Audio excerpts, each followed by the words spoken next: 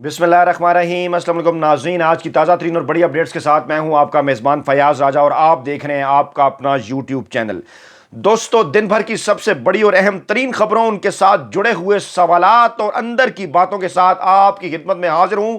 सबसे बड़ी और अहम तरीन खबर, पाकिस्तान में तारीख की बदतरीन और नाअहल तरीन हुकूमत, $1 200 का हो गया।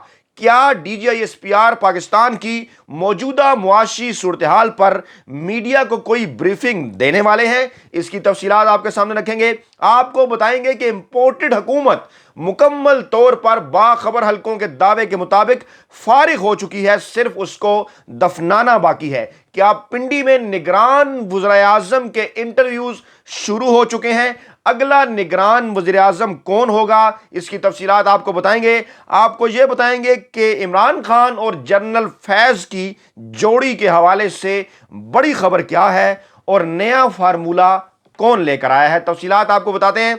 सबसे पहले दोस्तों बात कर लेते हैं मुल्क की ताज़ा तरीन मुआशी सूरत हाल पर। बैकग्राउंड समझ लीजिए कि 2013 में जब नवाज लीग की हुकूमत ने इक़्तिदार संभाला तो उस वक्त भी इक़्तिदार संभाले जाने के सिर्फ एक माह के अंदर, यानी नवाज शरीफ ने जून 2013 में हलफ उठाया और जुलाई 2013 में डॉलर ने सेंचुरी कर ली, यानी 100 का फिगर क्रॉस कर लिया। डॉलर इनका हमेशा से एक कारोबारी जरिया रहा है और डॉलर के जरिए ये जिस तरह से हेर फेर करते हैं और मनी लॉन्ड्रिंग, उसकी तफसीलात भी बहुत जल्द कौम के सामने आएंगी। अब दोबारा सिर्फ एक माह के अंदर 2022 में जब शहबाज शरीफ ने अप्रैल के महीने में हलफ उठाया तो मई के महीने में डॉलर ने डबल सेंचुरी यानी 200 का फिगर क्रॉस कर लिया। अब इसके अंदर एक बात बड़ी इंतहाई अहम और दिलचस्प है। वो बात यह है कि जब तहरीक-ए-अदम-एतमाद इमरान खान के खिलाफ आती है तो डॉलर की कीमत होती है जनाब ₹178। अब ₹178 से ₹185 तक उस दौरान जाती है जब मुल्क में अनरेस्ट आता है। इमरान खान के खिलाफ तहरीक-ए-अदम-एतमाद, इत्तेहादी जा रहे हैं, इत्तेहादी आ रहे हैं, लोटे जा रहे हैं, लोटे आ रहे हैं, मामला 185 तक जाकर रुकता है। उसके बाद शहबाज शरीफ हलफ उठाते हैं, इंपोर्टेड हुकूमत आती है। आइंदा 2 से 3 रोज में डॉलर की कीमत ₹182 पर आ जाती है और दावा करते हैं नून लीग वाले कि देखिए जनाब, हमने डॉलर की कीमत कंट्रोल कर ली। इसी दौरान DGISPR की एक ब्रीफिंग होती है जहां पर दीगर मामलात पर बात होती है, ये कहते हुए कि सियासत से उनका कोई ताल्लुक नहीं, उनसे सवालात होते हैं सियासी, वो सियासी सवालों के जवाब देते हैं और वहीं पर बात करते हैं पाकिस्तान की इकानमी की कि देखिए जनाब, अब ये हुकूमत आई है तो उसके बाद स्टॉक मार्केट भी बेहतर हो रही है और डॉलर की कीमत भी 185 से कम होकर 182 हो गई है। आज जब डॉलर की कीमत ने ₹200 का फिगर क्रॉस कर लिया है, पाकिस्तान के बैरूनी कर्जों में सिर्फ और सिर्फ गुज़श्ता 35 दिनों के अंदर 1700 अरब रुपए का इजाफा हो गया है, तो पाकिस्तान के चाहने वाले, पाक फौज के चाहने वाले, इस मुल्क के चाहने वाले, पाकिस्तान के बाखबर हलकों से, पाकिस्तान के मुक़्तदर इदारों से, पाकिस्तान के ताकतवर हलकों से, पाकिस्तान की सिक्योरिटी एस्टेब्लिशमेंट से ये पूछ रहे हैं कि क्या इस मौजूदा मुआशी सूरत हाल पर भी DGISPR कोई मुआशी ब्रीफिंग या कोई इस किस्म का बात करने वाले हैं, कोई स्टेटमेंट देने वाले हैं। जैसा कि उन्होंने कहा था कि हुकूमत आने से डॉलर की कीमत कंट्रोल हो गई, तो क्या अब वो ये बताने जा रहे हैं कि इस हुकूमत आने के बाद अगर 178 के हिसाब से देखा जाए तहरीक-ए-अदम-एतमाद का अनरेस्ट शामिल करके तो ₹22 बढ़ चुके हैं, और अगर नून लीग का बयानिया और ISPR का बयानिया मान लिया जाए कि शहबाज शरीफ ने कंट्रोल करके 182 पे ले आए थे, उसके बाद ₹18 जो बढ़ चुकी है, और अगर 185 भी मान लिया जाए तो फिर ₹15 बढ़ चुकी है। यानी कि बहरहाल ये एक माह का पाकिस्तान की तारीख का सबसे बड़ा रिकॉर्ड है। अगर ₹15 मान लिया जाए तो फिर भी रिकॉर्ड है, ₹22 मान लिया जाए तो बहुत बड़ा रिकॉर्ड है कि एक माह के अंदर ₹22 का इजाफा। तो जनाब, ये है वो मामला कि जिस मामले को देखकर इस वक्त जो पाकिस्तान की डीप स्टेट है वहां कुछ अहम तरीन और बड़े फैसले हो चुके हैं। जराए का यह दावा है कि तमाम तर पॉलिटिकल कार्ड्स इमरान खान के हाथ में होने के बाद इमरान खान के साथ राबता मुमकिन नहीं है पाकिस्तान के ताकतवर हलकों का, और इमरान खान की जानिब से यह कहा जा रहा है कि फिलफोर मुल्क के अंदर इलेक्शन की तारीख दी जाए, उसके बाद तमाम बातें होंगी। हुआ क्या, हुआ कुछ यूं, हमारे जराए का यह दावा है कि बास ताकतवर हलकों, खासतौर पर नून लीग और पीपल्स पार्टी के जो جو ان کے رہنما ہیں ان کے خیال میں عمران خان کو اگر نومبر تک وہ رہنے دیتے، ان کا اس وقت یہ خیال تھا آج سے 3-4 ماہ پہلے کہ عمران خان نومبر 2022 تک اگر رہیں، بڑی تعیناتی نئے آرمی چیف کی کر لیں، ان کا خیال تھا کہ جنرل فیاض حمید کو وہ لے کر آئیں گے، تو ان کے خیال میں اس کے بعد عمران خان اگر الیکشن میں جائیں گے تو اپنی کارکردگی کی بنا پر نہیں، حالانکہ یہ نظر آ رہا تھا کہ وہ کارکردگی کی بنیاد پر پہلے سے بہتر پرفارم کریں گے۔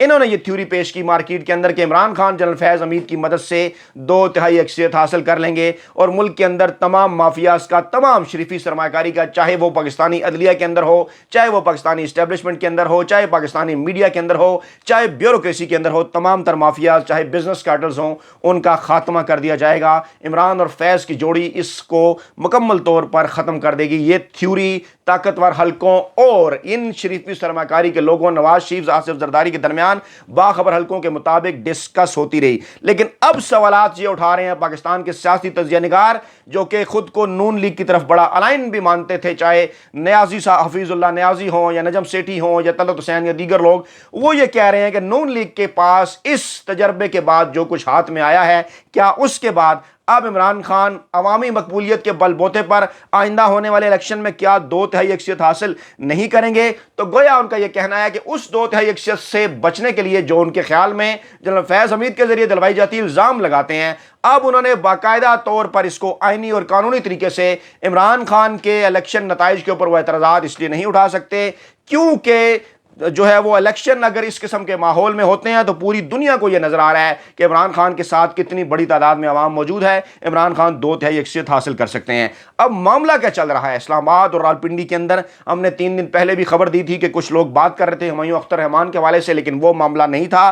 ہمارے ذرائع کے مطابق حفیظ شیخ کو بلوایا گیا، ان سے ملاقاتیں بھی ہو چکی ہیں۔ آج شیخ رشید نے بھی یہ کہا کہ جو اکانومسٹ ہیں ان سے ملاقاتیں ہو رہی ہیں۔ انہوں نے یہ کہا کہ نگران وزیر اعظم کے انٹرویوز ہو رہے ہیں۔ ہمارے ذرائع کا بھی دعویٰ ہے کہ کچھ ملاقاتیں ہوئی ہیں حفیظ شیخ اور دیگر لوگوں کی۔ اس وقت سب سے بڑا معاملہ ہے IMF سے ڈیل کرنا، ان سے پیکج حاصل کرنا، اور وہ اس صورت میں حاصل ہو سکتا ہے کہ پاکستان میں پیٹرول کی پرائسز بڑھائی جائیں، سبسڈیز انرجی کے اوپر، پیٹرول کے اوپر، بجلی کے اوپر، کھانے پینے کی اشیاء کے اوپر ختم کی جائے، ایک مہنگائی کا طوفان ہو، پیٹرول کی قیمت 200 روپے سے اوپر ہو جائے، ڈیزل کی قیمت میں بھی اضافہ ہو جائے، بجلی کی قیمتیں بڑھ جائیں۔ تو عمران خان نے کیا کیا تھا؟ سوال آپ کے ذہنوں میں پیدا ہو رہا ہوگا، کیا عمران خان کو یہ سب کچھ کرنا پڑتا؟ جناب، عمران خان لیٹے نہیں تھے، انہوں نے روس کا دورہ کیا تھا، انہوں نے یہ بتایا تھا کہ ہمارے پاس دیگر آپشن ہیں۔ وہ اپنے ڈیل کے دوران IMF اور امریکہ کو یہ بتا رہے تھے کہ ہمارے پاس دیگر آپشن بھی ہیں۔ ایسی صورتحال میں IMF سے ڈیل کرنا آسان ہوتا اگر عمران خان کرتے۔ ان کے پاس آپشن تھے کہ ہم روس سے جو ہے وہ تیل لے رہے ہیں، روس سے تجارت کریں گے، روس کی انویسٹمنٹ پاکستان کے اندر لے کر آئیں گے۔ تو امریکہ یقینی طور پر یہ ہوتا ہے کہ جب آپ گوروں کو، انگریزوں کو، امریکنوں کو اب آنکھ دکھاتے ہیں تو پھر وہ آپ سے بات کرتے ہیں۔ جب آپ شہباز شریف کی طرح مکمل طور پر لیٹ جاتے ہیں تو پھر آپ کو مزید لٹانے کے لیے وہ تیار ہو جاتے ہیں، اور یہی ہو رہا ہے اس حکومت کے ساتھ۔ کون کہہ رہا تھا کہ عمران خان امریکہ پر حملہ کرنے جا رہے تھے؟ کون کہہ رہا تھا کہ عمران خان امریکہ سے تعلق ختم کرنے جا رہے تھے؟ عمران خان صرف یہ کہہ رہے تھے کہ کیا جنگ کرنے اور کسی کے جوتے پالش کرنے کے درمیان کوئی رستہ نہیں ہے؟ عمران خان یہ کہہ رہے تھے ہم نہ امریکہ سے جنگ چاہتے ہیں، نہ ہم ان کے جوتے پالش کرنا چاہتے ہیں، ہم برابری کی سطح پر تعلقات چاہتے ہیں۔ ہم یہ چاہتے ہیں کہ جہاں ہمارے تعلقات امریکہ کے ساتھ ہوں، وہی چاہتے ہیں روس کے ساتھ ہوں، وہی چاہتے ہیں چائنا کے ساتھ ہوں۔ ہم ایک متوازن پالیسی کے ساتھ چلنا چاہتے ہیں، اپنے آپشنز کھلے رکھنا چاہتے ہیں۔ اب جناب یہ حکومت جب آپشنز کھلے نہیں رکھے گی، روس کی طرف بھی نہیں دیکھے گی، تو پھر IMF کس کا ادارہ ہے؟ سب کو پتا ہے، امریکنز کے کہنے کے اوپر بھی کام کرتا ہے، تو وہ کس کی سنیں گے، کس کی مانیں گے؟ مکمل طور پر دبائیں گے۔ ایسی صورتحال کے اندر انہیں ایک ایسا شخص چاہیے۔ نواز لیگ ہمارے ذرائع کے مطابق فوری حکومت چھوڑنے کے لیے تیار ہے۔ اس وقت جو یہ دعوے چل رہے ہیں کہ ایک گروپ پر دوسرا گروپ پر فلاں، یہ وہ، مکمل تحقیقات کے بعد اس نتیجے پر ہم پہنچے ہیں کہ وہ تو یہ حکومت چھوڑنا چاہ رہے ہیں، انہیں جانے نہیں دیا جا رہا۔ انہیں کہا جا رہا ہے جناب کس کے حوالے کر کے جائیں گے؟ مسئلہ یہ ہے کہ اگر وہ 3 ماہ کی حکومت بناتے ہیں جو کہ آئین اور قانون کے اندر ہے، نگران حکومت جو کہ 3 ماہ کے اندر الیکشن کراتی ہے، تو ہر صورت عمران خان واپس آئیں گے اور نومبر کی تعیناتی کا فیصلہ بھی وہ کریں گے۔ اگر شہباز شریف رہتے ہیں تو پھر یہ بڑے فیصلے کرنے پڑیں گے اور پھر یہ فیصلہ کریں گے اور پھر کوئی بھی فیصلہ ہو سکتا ہے۔ معاملہ نومبر کی تعیناتی کا ہے۔ اب نئی گیم یہ چل رہی ہے کہ ایک ایسی ٹیکنوکریٹس حکومت لائی جائے 6 ماہ کے لیے جو ایسے فیصلے کرے، عوام سے گالیاں کھائے، نون لیگ کو جو ہے وہ بچ سکے، پیپلز پارٹی بچ سکے، کسی کے اوپر الزام نہ آئے، مشکل فیصلے وہ کر لیں اور 6 माह के अंदर वो कुछ इंतखाबी इस्लाहात भी करे, इसी दौरान नए आर्मी चीफ की तैनाती भी हो जाए। और टेक्नोक्रेट्स हुकूमत कौन चलाता है मैं और आप सब जानते हैं, और वो फिर बाद में इलेक्शन कराए और फिर ये देखा जाए।